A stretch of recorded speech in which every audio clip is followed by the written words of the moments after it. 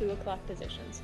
Natural expansions can be found right outside the mains, but with 3 entry points they can be quite often hard to defend. Alright, wait. Destructible rocks can be destroyed to access a high-yield mineral base towards the middle, as well as a regular mineral base down the ramp from the natural expansion. 2 Xel'Naga watchtowers can be found in the middle of a map, and typically become the focus of many battles.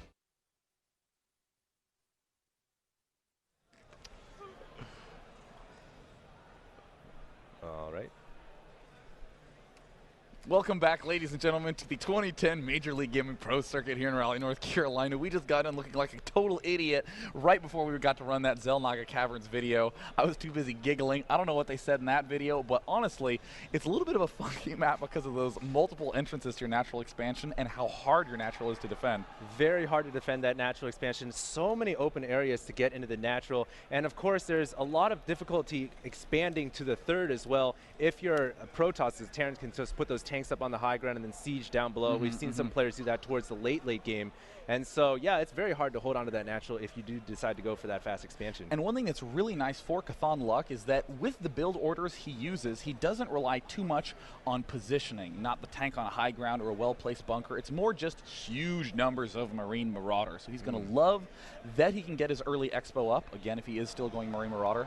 And he's going to love the amount of space he has to control those units, because you do need to spread those units out very well if you want to be able to combat Storms, combat Colossus, combat etc. So speaking about Marine Marauders, is this something that CauthonLuck, does he like to actually go the 1 racks FE, throwing down those 3 racks and then, you know, controlling that fast expansion by getting all those Marine Marauders and then obviously getting medvacs? So that could be something that CauthonLuck tries to do as well. We are almost ready to go here, ladies and gentlemen, as we are inviting the next players. CauthonLuck's computer did poop out, so he is switching computers right now. So we're going to get that set up. But HuK is here. HuK is ready. HuK is confident. HuK is sitting on a pillow he brought to the tournament.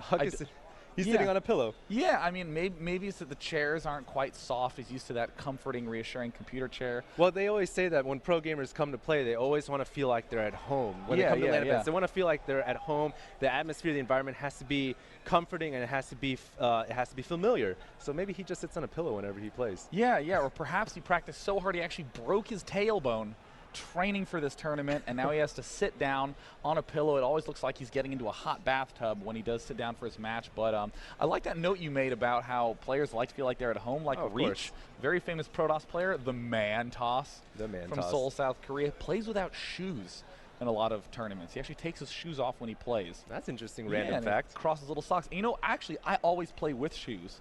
When I need to play at home, I have to put my shoes on. I can't play if my feet are cold. Well, thank goodness you play with shoes. You wear shoes when you go outside as well, because otherwise I might not be sitting here right now or being able to stand the well, at least it's just shoes. It's not like I'm always comfortable casting without pants.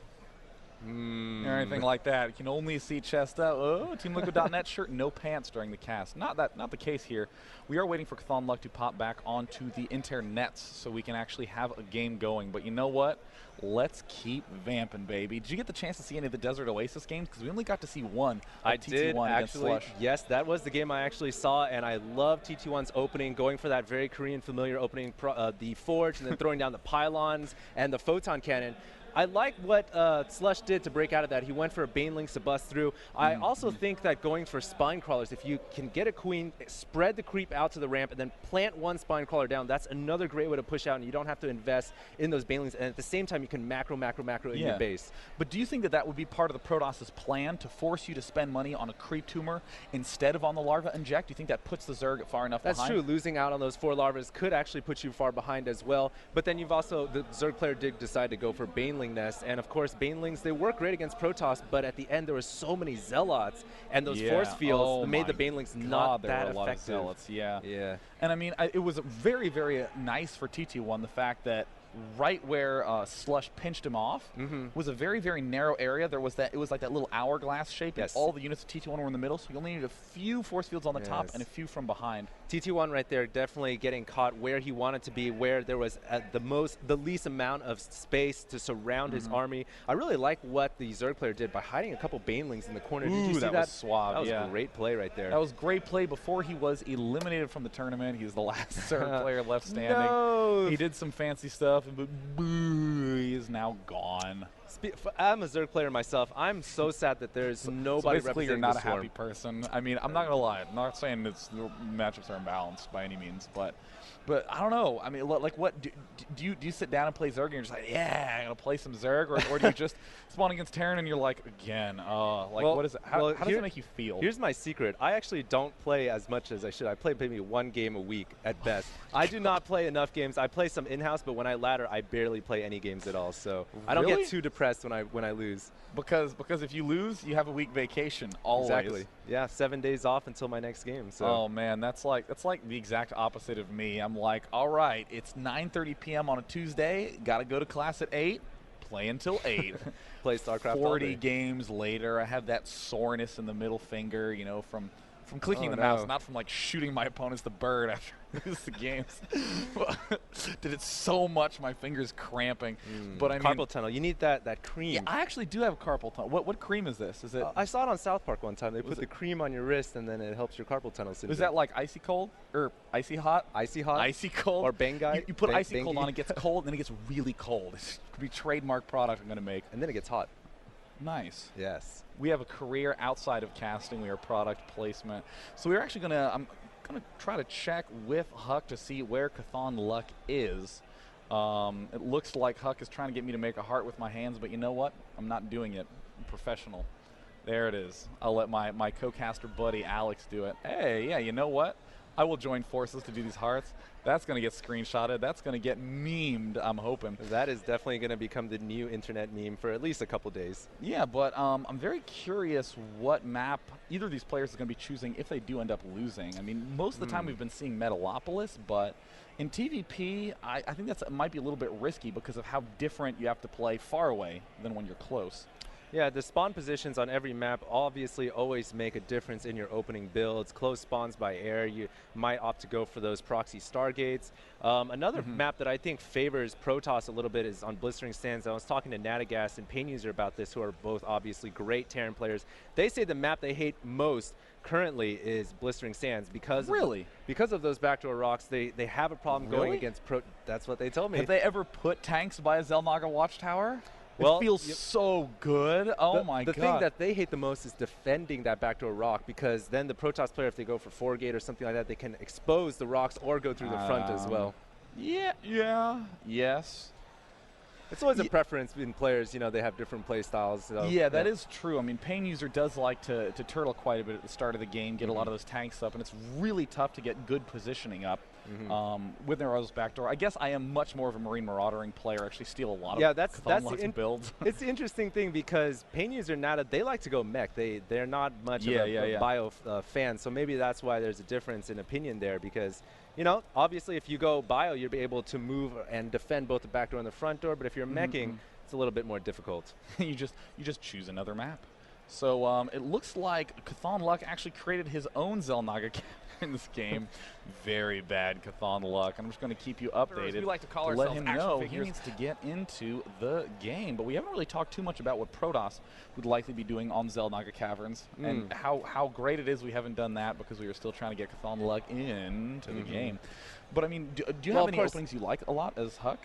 As HuK, if I was HuK, well, which I'm not, I'm a Zerg player, so I can't give too much insight into that. But like you said, HuK likes to play one-base play. So on this map, I think, you know, just playing standard, you know, 2-gate robo, 3-gate robo, something standard for HuK. I don't think he's much of a cheesy kind of player or anything like that, and I think that's probably what we're going to see inside here on Xel'Naga Caverns. Awesome. And CauthonLuck, he responded to me. Oh my god, I got butterflies. Because he's going to be popping into the game after he switched computers. I think he wanted to warm up just a pinch because, again, you can't play with cold hands. I cannot emphasize enough how important it is that you just feel nice when you're playing, that your hands do what you want them to do. Few pixels off makes all the difference. Or you could just spray some Icy Hot, and then your hands are icy and hot and ready to go. At the same time. Counter to scientific belief, but that's okay because if marketing says it's true, baby. So we are getting CauthonLuck in the game. We are having HuK as the red player. He is, I mean, he's favored. He's higher seeded in this tournament, but Both these players are phenomenal players. This is going to be an absolutely great game. This is probably the highlight of this current round. This is the semifinals in the winner's bracket, unless I'm mistaken. So this Correct, is this is going to be an absolutely intense match. I cannot wait to get this underway. Yeah, I know. I mean, and again, we need to make sure that HuK doesn't overcommit at the start of the game. Well, not we need to make sure. I'm going to be talking about HuK. Yeah, it's safe to expand. I can see everything, man. Don't worry about it. But I mean, like, it's so key that he doesn't overcommit to that one basing type play. That's right. HuK definitely doesn't want to fall behind an economy to CauthonLuck. That would be absolutely brutal as a Protoss player. So we're just going to request these players to see if they are ready to go. It looks like they are just choosing the map downvote. Again, it is a best of 3 loser picks, but each player gets to downvote a map, or as I like to say it, each player gets to downvote Desert Oasis, which is, again, very bad manner because that map is so good. But have you heard the new changes that Blizzard's going to implement on Desert Oasis? I've actually heard these mysterious patch notes, but of course I've been here in front of a camera being the talent.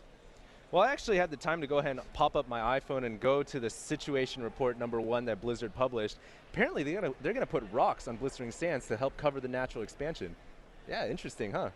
So you're gonna start the confidence exuding HuK, spawning as the red Protoss at the top. We have it looks like there was an error. It appears that something went wrong again. If there is any error, the players must contact a referee and request the pause.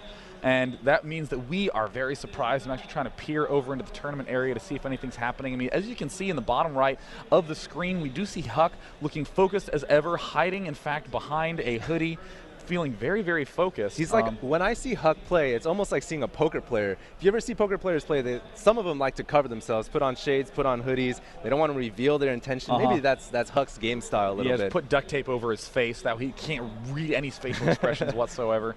So it looks like there was just a spill of liquid nearby the computer. Dr. Pepper, perhaps. Dr. Pepper, perhaps one of the illustrious sponsors of this tournament. So big thanks to them. And of course, while we're in this brief break, let's go ahead and do what a JP would call paying the bills. Definitely can check out MLG HD, $10 for all sorts of tournament coverage that you want. You can rewind and get it in extremely high 1600 bit rate. And we are going directly back into the game, so nothing was screwed up really in the opening stages of the game. Both players didn't really get any too much thrown off by that pause.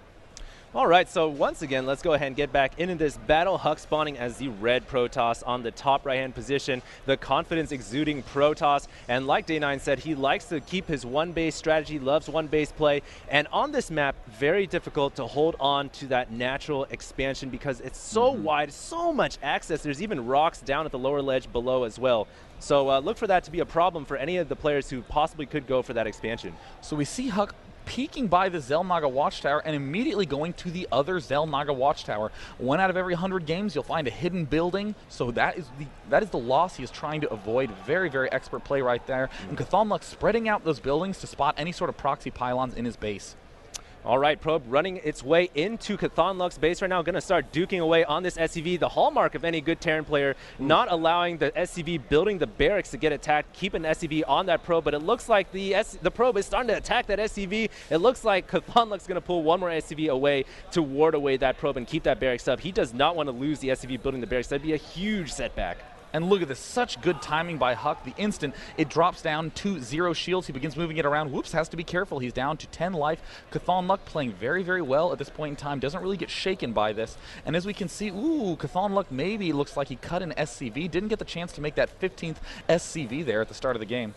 Probe now moving away over to the refinery to start attacking some of these SCVs. This is one of the most annoying probes I've seen in quite some time. HuK, obviously, with great probe scouting control, going to start scooting its way down the ramp to see what else there is to scout around the map. CauthonLuck is also moving with his SCV towards HuK's base, who is looking to open pretty standard here, has a gateway into a simulator. And the big stylistic move that HuK always does is he spends almost all his chrono boost on probes, even opting to get his gateway and his cybernetics core a little late so his economy can be as strong as possible. CauthonLuck, look at this, doing the standard opening in this matchup. He is getting the Marauder, he is getting the concussive shell to begin that aggression right away, and it looks like, no, it was perhaps intentional that he cut that one SCV, because look at that timing right as the supply depot finishes. He has enough to start the next SCV. Love this timing by CauthonLuck. All right, CauthonLuck is pumping out that Marauder. Notice the rally point for the barracks set all the way over to the Protoss base, and the Marauder's starting to huff and puff its way down the ramp. Concussive Shells is nearing completion, around 80% right now. And like you said, Day, it looks like HuK does indeed like that Harvester boost. He is currently at 21 Harvesters over 18, so a slight little income boost for HuK. And here goes down the expansion for CauthonLuck, and look at this, right as the Marauder finishes, a Reaper popping out, 1 Marine, 2 Marauder push at